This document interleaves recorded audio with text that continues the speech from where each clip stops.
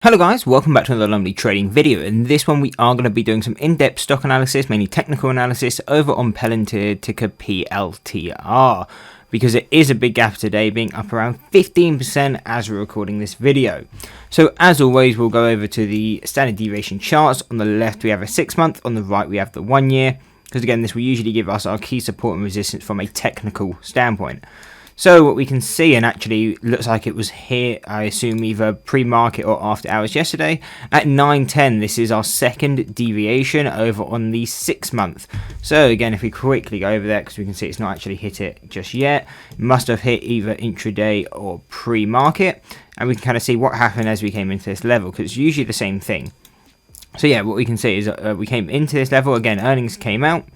And again, it's the same reaction that we said we tend to see quite often now, as earnings will fake out. Again, not the conference call, but the actual release tends to fake out, and then, you know, is a potential fade. But either way, going on to actually what happened, we came into the level, came above it, tried to retest it as a support, failed. Again, tried one more break, failed, broke through, came back to test it as resistance, and basically to the cent, tapped that and failed. So that would have told us again, probably a bit more expecting at least a pullback, and again obviously you probably don't want to be trading pre or after hours or pre-market, but saying that, we could easily have got the short coming into the open. So again, these are just things I like to note when we see the analysis, because you can see this, it happens every time we really do these analysis videos, or 9 times out of 10. So if it's a common thing, there's definitely a strategy to be built out of it.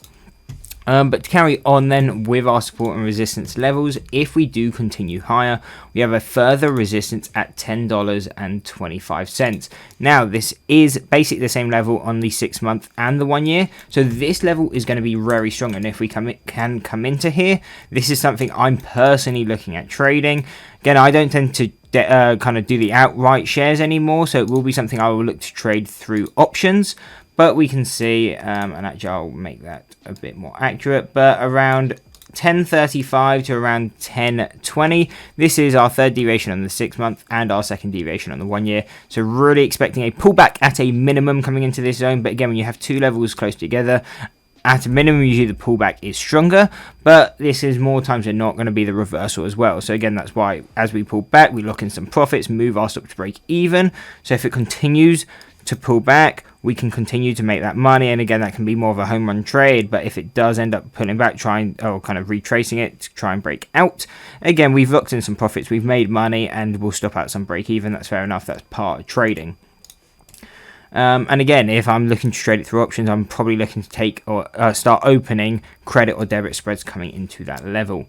If we go higher, we do have final levels taking us out to 11.30, 12.35 and 14.35, going out to our final resistances. Now to quickly note the supports, what are we paying attention to? So 8.35 and $8. These are our first deviations on both the 6-month and the 1 year. And what we can see is obviously we've broken above these levels. So these are more levels we're going to be using as a confirmation support. And by that, I mean this is going to confirm whether our uptrend is going to continue. And what we can do is, again, go into the intraday chart. What happened? We broke out of this level. We came into our deviation. This is where we started to pull back. We failed off that level, as again confirmed by that confirmation there. And we pulled back straight into that first deviation. This is again confirmation. If we can hold this level, most likely we're going to continue up and continue to a new, or kind of continue to that next deviation or a higher high. So what we can see is obviously we pulled back, tested this 3 times, and we were able to hold. And then yeah, really once we broke above that 850, we're gone, and we're most likely now going to go to at least 910, but if not further, considering we've already hit that level. If we though do continue back any further, and if I'm holding the stock short, this is going to be my absolute final target. And the reason for that is this is statistical mean. If you've been watching this channel, you know we don't like to trade into or around statistical mean. We tend to use it as a target at the maximum, but that's about it. We will never open a trade into this level. And the reason for that is if we are taking a technical based trade, there is no edge. It is basically at fair value when it's within that range. But if we can start to break below it, we'll start breaking down to that 52-week low. We do have further supports then at 575, 430 to around 460. I mean, they're the only supports we really have to note, because it does look like we've kind of bottomed out at, down here, at least for the time being, and if we do break down to these lows, again, we'll make an updated video. But I do hope you enjoyed the video. If you did, why not drop a like and subscribe and check out this analysis video.